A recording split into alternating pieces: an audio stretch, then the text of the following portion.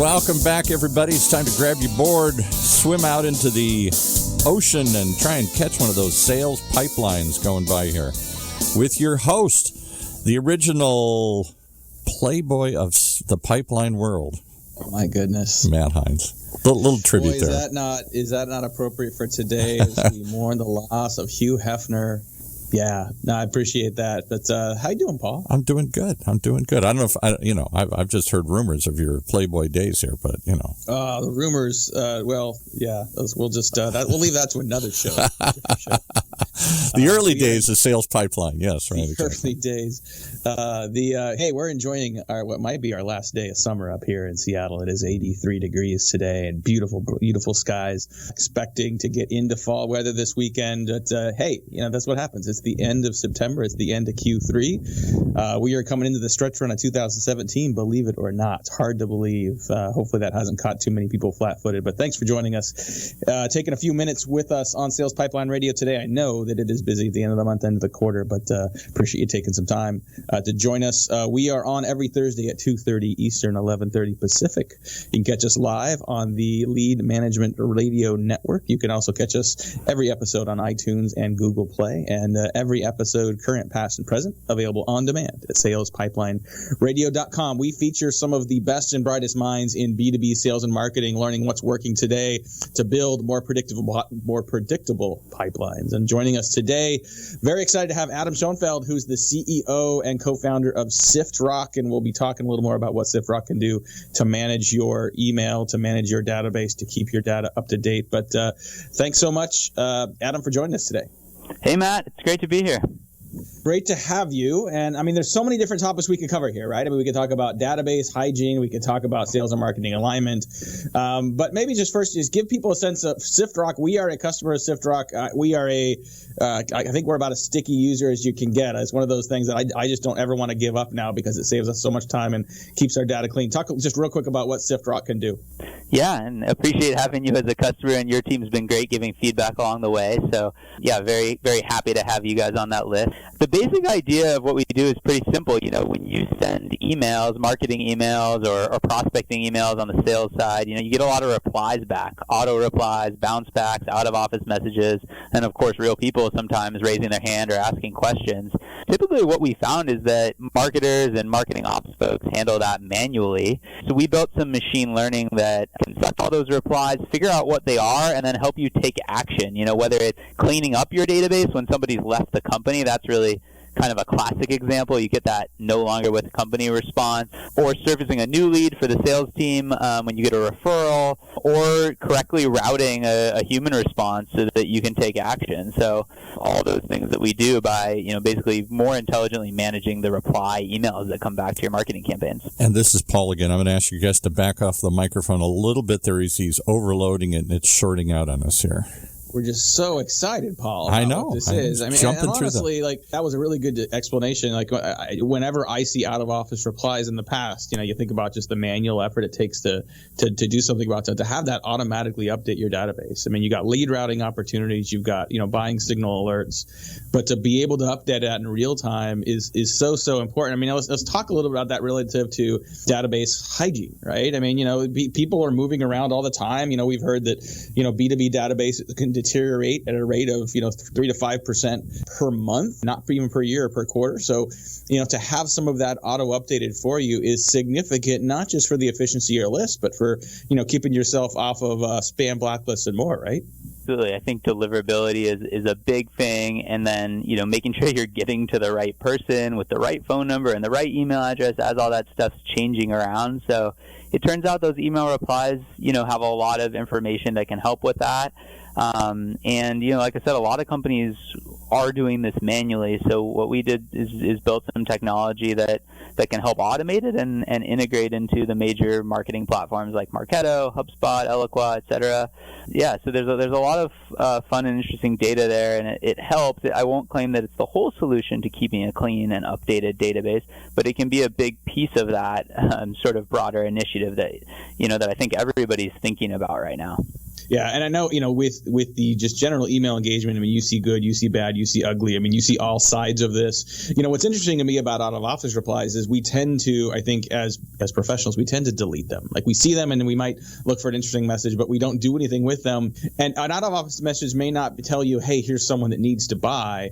But there are so many buying signals that are inherent. Give a couple of some of your favorite examples of some of the good, I guess, that makes those replies such a great opportunity to engage with your prospects. Yeah, absolutely. I mean, I think one great example is you might have somebody who's been in your database for a long time, and maybe they haven't responded to anything, and then you get a referral contact in there that has some rich information, maybe a title and a phone number, and some of the time those can be routed directly to the sales team where they can reach out and engage somebody there. So if you're picking that information up, I think that's a really good use case, especially for B2B companies with a sales team, which I think is just about all of us. And then knowing when somebody's moved on is so huge, because it effectively is a couple opportunities, right? You have the person who moved on, so you can reach out to them at their new job. Maybe they were an advocate for you, or they're very engaged, and a lot of times when people are in new jobs, they're very inclined to look at vendors. So you get the opportunity with the person who left, and then you potentially get the opportunity with their replacement. So I think those, getting those little nuggets can really help your sales team. And then, the last example, which we see more and more now with ABM and with email being more personalized, if you're sending emails, why not ask people to respond? And, when they do respond, have a way to route those into the sales team and, be able to take action and continue the conversation. Well, and part of what makes this so invaluable is that this is timely information, right? If someone attends a webinar, they're not necessarily waiting for a response. Someone sees you at a trade show, everyone's trying to respond to them at once. You get that information out of office. That's something that's happening right now.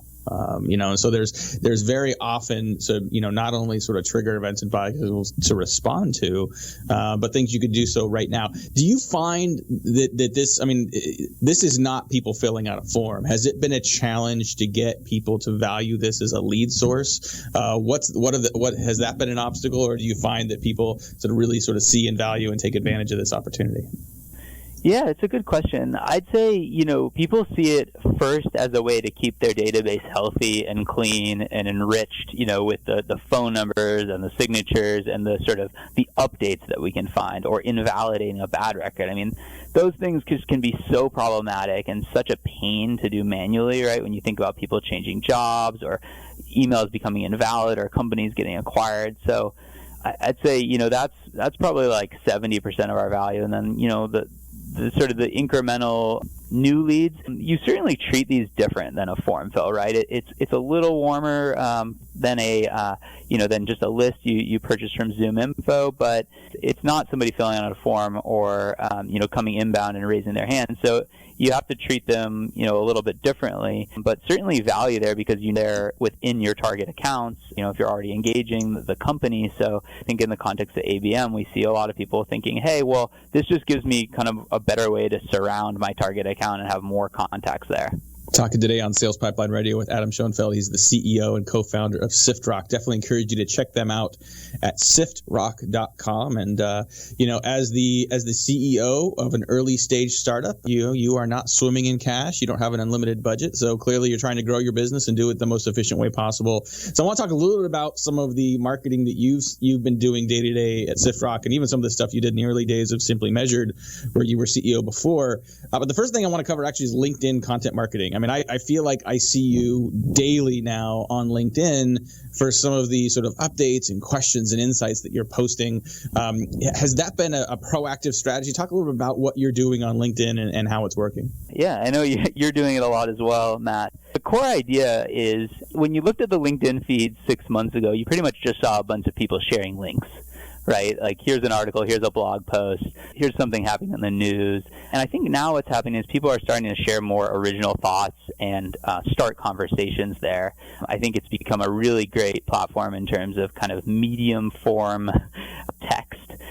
Kind of updates stand out in the feed and get a lot of attention and a lot of engagement. And quite frankly, the conversations are super valuable. Like, if you put ideas out there, you will get responses.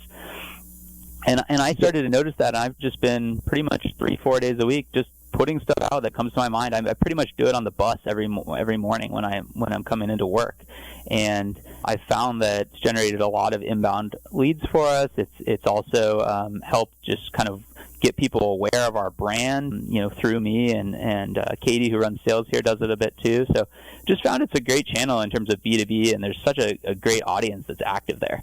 Yeah, I'd agree with you. I mean, from a little bit of dabbling we've done ourselves on this, what it appears that as you continue to do more of those mini updates on LinkedIn, you start to show up more with the people that are engaged with you. And so there's something about the LinkedIn algorithm that says if you have engaged with or liked or read someone's stuff in the past, it will forward that, it will promote that content more actively for you. So people in your network that are engaged tend to see you a little more often. So it's almost as if LinkedIn is scoring engagement and increasing prominence on your behalf. And, as you said, like you're doing it on the bus. I mean, you still have to have interesting things to say. So I think your content has been good. Charlie Lang and Brandon down at Engagio, I think there are a couple other good examples of people to follow on LinkedIn that are putting up good content there. But, that's certainly, I think a huge opportunity for a lot of, marketers and businesses in general, not just content marketers. But as you're now growing Siftrock, like what are some of the other things you're seeing working on a tactical marketing level that's helping you build your pipeline? Yeah, it's been super interesting because I founded another company called Simply Measured, 7+ years ago, 2010. And, it was interesting. The things we did to generate demand there were so different than the things we're doing now at Siftrock. I mean, the markets are very different, but just perhaps a sign of the times. I mean, when I look back on Simply Measured, everything we were doing was inbound. We were very press-driven. We did a lot of, cool graphs and charts and infographics that we would put out and get pickup and inbound links, and we had that motion going. At Siftrock, we haven't found that that's there for us. We haven't found that anybody's Googling for what we do. They're talking about it in the Marketo forums, but there's no search volume. So we've had to figure out outbound a little bit, and then we've had to figure out paid in terms of paid social. And then we've had to be very, very focused on word of mouth. I mean, I'd say, kind of telling our customers stories and sort of asking our customers to tell their stories about Siftrock is probably our biggest channel right now. Now you were at Simply Measured from the earlier days. I can't remember if you were there when it was still literally called Untitled Startup, but I know you've been there from basically the beginning. And then when you left to go to Siftrock, I mean, it's a big company, a lot of people, very different role as a CEO. So same title, different size company. This may be an obvious question, but I'm curious to hear how you answer it. And I think it looks like we may have to do this after the break, but to think about it, what is CEO, being CEO at Simply Measured versus going back to the startup role? Curious what that's like from someone in your role, also from a sort of a marketing and sales orientation. We are going to have to take a quick break. Before we get to that, we're going to have a lot more with Adam Schoenfeld, who's the CEO, co-founder of Siftrock. After we take a break, pay some bills, I'll right back. Sales Pipeline Radio. In a world where the speed of innovation and change in B2B marketing has never been greater, the only thing bigger is the need for clarity, for a blueprint, for a guide, to what's really working and how to apply it specifically to increase sales pipeline growth, velocity, and conversion. That's what you'll find in the Modern Marketer's Field Guide. Download it free at HeinzMarketing.com. Struggling to align your sales and marketing teams? Maybe you're attempting to implement an ABM strategy in your organization, or your content is underperforming. Whatever the challenge, Heinz Marketing has some great on-demand workshops to help. All of them are fully online and on-demand, so you can access the content whenever you want. You will also receive an interactive workbook, the presentation slides, and templates, all for $195. Visit www.heinzmarketing.com/workshops. That's HEINZ marketing.com and get started now. And after you do that, come on back because Matt Heinz is here with his guest. Thank you, Paul. Thank you, everyone, again for joining us on Sales Pipeline Radio. If you like this conversation, if you want to hear it again, you want to share it with your teams, we'll have it on demand at salespipelineradio.com in just a couple of days. Would certainly encourage a subscription at the iTunes Store and Google Play so you don't miss a future episode. Speaking of future episodes, coming up in October, we've got Guy Weismantel. He's the EVP of Marketing at Marchex. We're going to be talking about more about demand gen, more about marketing to small businesses. The week after that, we've got Rand Fishkin. He is the founder of Moz. Some of you may know of him as the Wizard of Moz and as the creator of Whiteboard Fridays. He is one of the most influential and one of the most knowledgeable people on SEO. So excited to have him and lots of other great guests on the sales and marketing front coming up on Sales Pipeline Radio. But we've also got today Adam Schoenfeld. He's the CEO and co-founder of Siftrock. And before the break, that break came up on us quickly there, Adam. But I wanted to talk a little bit about your role as CEO. And I think that, no matter what size your business, I mean, you're always thinking about sales and marketing. But what's it been like getting back into a very early stage and really sort of, rolling up your sleeves and sort of getting in the mud again on the sales and marketing side? I love it, Matt. I mean, it's what gets me excited. I love being tactical and creative. I like writing the copy and moving the pixels around, doing the little things. It's exactly how it was in terms of the role in the early days at Simply Measured, Untitled Startup as we were called then too, right? You just have to make it happen when you're a small team, sort of sub 10 people. Over at Simply Measured, we did scale and the organization got north of 100. So the job changed a bunch, right? Managing through others, sort of hiring an executive team. The role changed a lot, and I wanted to get back to the early stage. I was lucky to have a great co-founder here who started this company, Chris Hunley, who is amazing in terms of the technology, machine learning, great entrepreneur. And so I think I have the best job in the world because I get to go market and sort of help position what we're doing. And I love just the day-to-day, like being sort of engaged with customers and sort of building the assets, and that's what gets me excited. So when you're a team, when your entire company, is single digits, when you can literally fit around a dinner table, managing a single customer pipeline, like managing sales and marketing together is a little easier.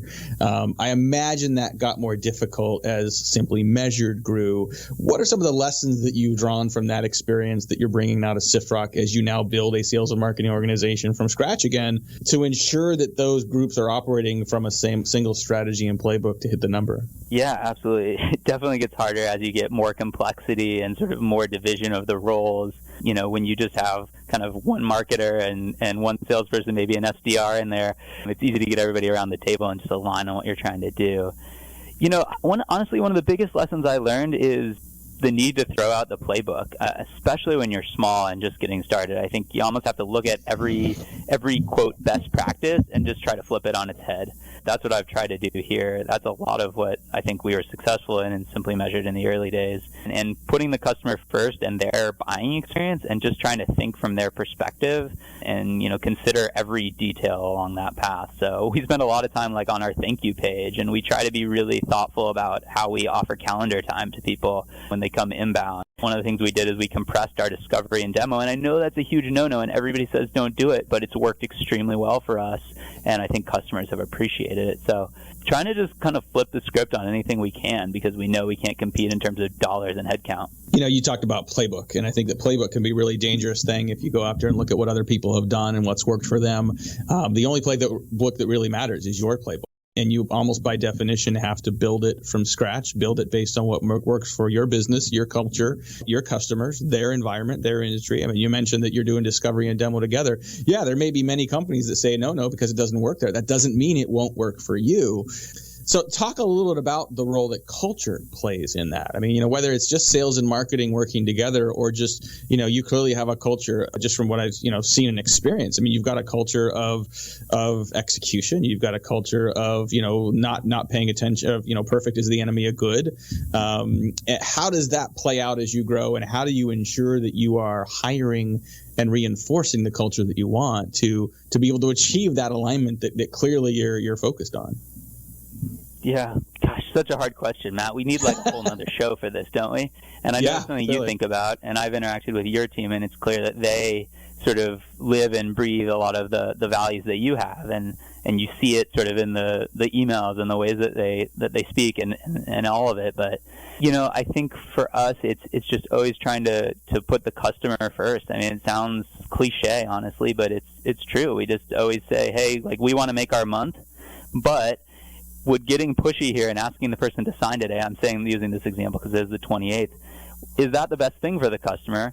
Or is there another step in their evaluation that we need to accommodate? And we shouldn't try to jump the gun. And I think sort of putting yourself second and thinking about the customer and their long-term success, that's got to be number one. And at least for Chris and I, that's how we think. And I think that's what will build advocates, and advocates will give us more customers. At the end of the day, I think that's what really matters. So I agree with you, and it's really easy to say that sitting here on a radio show, but you and I are both going to get off this show. We're going to have to go hit our number for the month still, right? And so, between the end of the day today and tomorrow, that's the end of September.